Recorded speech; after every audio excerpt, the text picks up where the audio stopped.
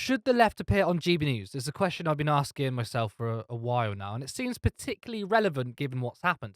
So, if you don't know, hyper divorced Lawrence Fox appeared on Dan Wootton's show and went on a pretty disgusting sexist tirade against Politics Joe's Ava Santina. We're past the watershed, so I can say this. Show me a single self-respecting man that would like to climb into bed with that woman ever, ever. Who wasn't an incel, who wasn't a cucked little incel. That little woman has been fed, spoon fed oppression day after day after day after day, starting with the lie of the gender wage gap. And she sat there and I'm going like, if I met you in a bar and that was like sentence 3, chances of me just walking away are just huge. We need powerful, strong, amazing women who make great points for themselves. We don't need these sort of feminist 4.0. They're pathetic and embarrassing. Who'd want to shag that? Oh, Lawrence. Well, look, she. Sorry, Right. I'm just going to provide a touch of balance from her because she did actually respond to this earlier today, saying that she regretted her comments, but she didn't apologise. Yes, so there you go.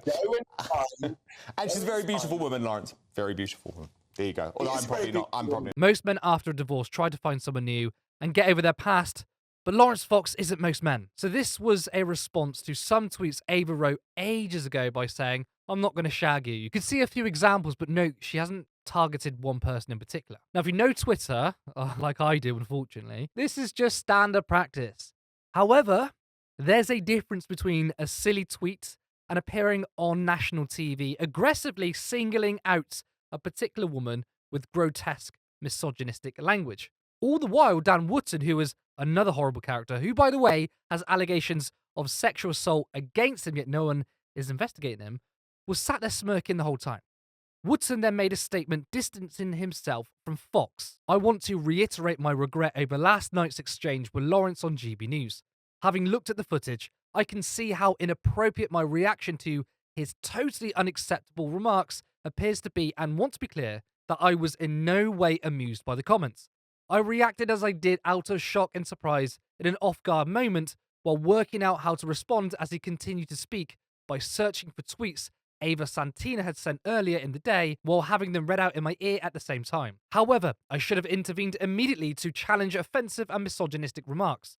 I apologise unreservedly for what was a very unfortunate lapse in judgment on my part under the intense pressure of a bizarre exchange. I know I should have done better. I'm devastated that I let down the team and our supportive GBN family. We seek to tackle the issue and not the person, which I intend to stress again on air tonight." Obviously, Wootton is full of shit. He didn't seem to care when it was actually happening, but now because of the backlash, he's pretending he did care. Bollocks! Wootton is a lying little toe rag. The funniest thing, though, was a screenshot of private DMs between Fox and Wootton. Making you giggle is my weekly joy. You can imagine them freaking out in the gallery. So much fun. I think the one in blue is obviously Fox, since that's his words, but still, they're having a joke, and he doesn't seem to care. So that was in response to Dan Wootton's statement. So Fox has basically outed him, which is hilarious. I mean, they're both eating each other, and I'm so here for it. Both have now been suspended. That was the brief lowdown. Well, I mean, I hope it was brief anyway, but this isn't the focus. For me, I want to talk about whether it's a good idea for the left to appear on this channel. And I know there's been criticisms of Navarro Zarambastani and Michael Walker for appearing on it, but I'm personally happy to have a discussion about this. Now, GB News is a propaganda entertainment channel. It's not proper news. The channel is just pure content farming, pure cultural bullshit. It's not the people's channel, as Darren Grimes, the country's biggest grifter, would say. In fact, it was given 60 million quid of startup money by the Legatum Institute, which is an investment firm based in Dubai, along with hedge fund manager Sir Paul Marshall. Really the voice of the people. GB News has platformed some really nasty people. That includes Lawrence Fox. So, given all of this, are left commentators wrong to appear on it? When a channel first launched, it looked like it was going to be a failure. The studio was falling apart. Andrew Neil, who was the first main host, quit not long after its launch. At that point, I thought it was totally wrong for anyone to appear on it, regardless of political leanings, whether they were Labour or Tory, mainstream media commentators. They absolutely should have stayed away. Otherwise, they would have legitimised it, and that, especially goes for the left. I thought it was pretty appalling to see Labour MPs appear on there.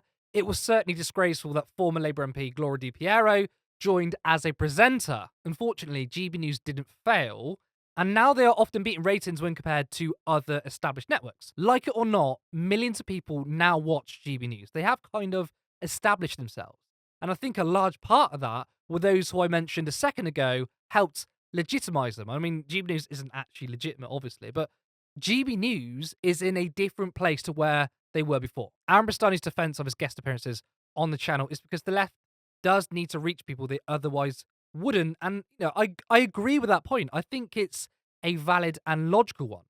Most GB News viewers won't be seeking out left-wing content, yet they may be persuaded on certain things if there is a left-wing presence. If we don't engage in discourse in spaces that aren't on our side, the far right will have a monopoly on it. Typically, when it comes to politics, you can move people on a whole range of subjects by initially convincing them of one particular policy. A comparative topic is the influence of extreme misogynists such as Andrew Tate have on young men. It seems right now the far right has a monopoly of influence over them, which creates a toxic and extremely sexist culture among these people. This eventually turns into violence. Therefore, I think it's a valid point to say that we need more left-wing role models to intervene to show there's another way, a more caring, emphatic path. Now, of course, this isn't a one-to-one comparison, as I don't want to infantilize the adult GB News audiences. That they're not children. But exposing these people to left-wing arguments isn't a bad thing. I also think we should bear in mind that GB News isn't isolated in this. The rest of the mainstream media aren't that different. They're just less obvious and less overt about it. A good example of this is Navarre's Moya Lothian McLean, who appeared on Sky News to talk about what happened at GB News. So, Moya, why is this so much worse than other comments we might hear from people like Lawrence Fox or others? Why does this, for so many people, tip over the edge of reasonable comment? I want to address something here. Speech is free. They said what they said because they have free speech. They have freedom of expression. However, when you're a broadcaster, you're guided by broadcasting codes. Now, the two presenters are being investigated under normal procedures that go ahead. They may not be found to have breached any broadcasting codes, whether internally or whether Ofcom complaints are taken forward. However, to pose another question, should we not be discussing instead why two broadcasters on a platform that claims it has aspirations to be the next BBC would want to exercise their right to free speech with that exchange? And should we not also be talking about the fact that misogyny was used as a vehicle? Lawrence Fox showed on social media the exchanges that had gone on before they talked about that on air. Dan Wootton issued a full apology claiming they didn't know anything about it. It was an off-the-cuff moment. Lawrence Fox showed text messages and producer setups beforehand that had outlined what exactly he was going to say about Ava Evans. And I do think this is, as Ava herself has said, a production issue. This is where it becomes entertainment. And I think there's an example sitting here. I was invited on tonight to talk about misogyny in media. Then I was told we were going to have a discussion in general. A minute before broadcast, suddenly this is a debate about free speech. It doesn't make any sense to me. My focus here is the misogyny and why that became an entertainment vehicle. The reaction you just saw from Sky News is proof that we have an entire media ecosystem of content farming. The discussion should have been about misogyny and the responsibility news channels have, but it's better for views to reframe the debate around free speech. Now, it's similar to debates surrounding climate change. GB News, Talk TV, Good Morning Britain will often have Just Stop Oil advocates, not to discuss the very real issue of climate change, but rather to manufacture drama content between activists and the wider public. The mainstream media will claim, we talk about the issues that matter. Yeah, but what matters is the substance, which is sorely lacking. So should the left boycott all mainstream platforms? I don't think so. Structurally, there isn't much difference between GB News and the rest of the mainstream media. But obviously, I'm under no illusions that GB News is far more extreme. So, of course, that is a factor. So that's the logical standpoints, which I think are valid.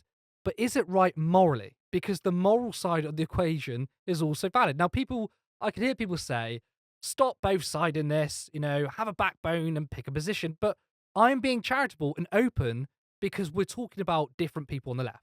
If we're talking about conservatives and their viewpoints, I'm going to hammer them. But because this is a discussion among the left, and of course, I'm far more considerate of different opinions. But what is my personal opinion? Well, My opinion is that I'm okay with left-wing commentators appearing as guests on the show because I do think it's important to occupy all spaces.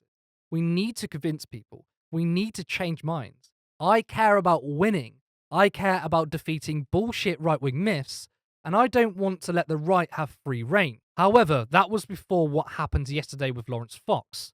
That was one of the most disgusting displays of misogyny I've seen on national television for a long, long time. The segment was also known beforehand. The producers knew what was going on, what was going to be said. It's very likely Dan Wootton also knew. This is representative of GB News. This is the core values. It's a right-wing propaganda media outlet.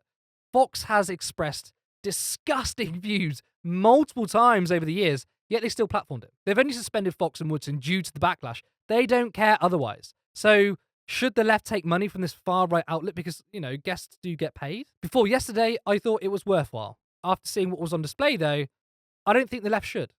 Would I be really angry if Navarro's presenters or other left-wing commentators still appeared on there? Honestly, no. I don't particularly like spending my time with inter-left drama as I don't think it's helpful. But do I think personally they should refrain from going on GB News, which is a platform of hate and far-right propaganda? Then my answer is yes.